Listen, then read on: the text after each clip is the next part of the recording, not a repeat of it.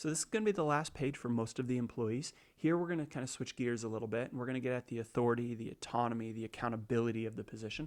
We're going to get to where is the line drawn between you, your supervisor. If we have positions that are a 1, a 2, a 3, what's the difference? Where do you raise your hand and say, oh, I'm sorry, I can't do this, I'm only a 1.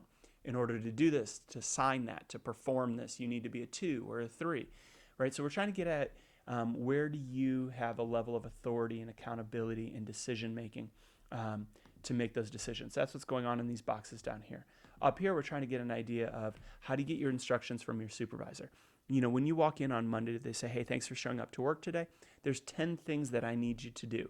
Here's where task number 1 is located. Here's how you do task number 1.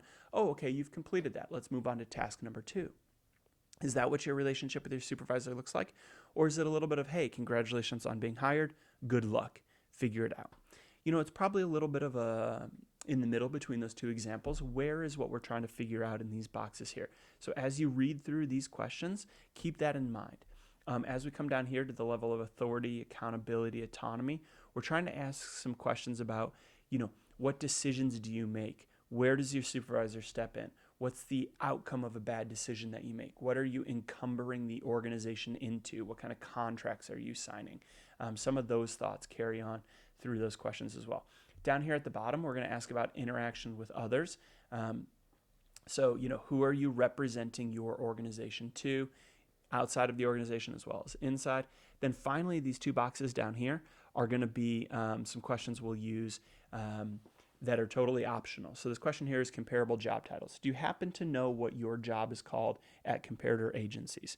Some people just know and are dying to tell us what the job is at somewhere else because they've seen some of the job flyers and the postings that come out. It's our job to check. We will go look. That's our responsibility. But if you happen to know and want to point us in the right direction, we'll start reading those job descriptions first. So that's what's going on there. Again, it's optional. Finally here, the question number 26 is other relevant information. You know, is there anything we forgot to ask? Are there any questions that we didn't bring up that you think would be valuable for us in this process? And then do you want to upload any documents that you have? Is there anything that you've marked up, crossed out, written on, anything you want us to see? Go ahead and let us know there. Final question is, do you supervise other employees, contractors, volunteers, or vendors? You know, if you say, yes, I supervise them, it's going to take you to the next page where we're going to ask you to put in their name, their information about your supervisory responsibilities with those employees. If not, say no, move on to the next page, and we are almost there.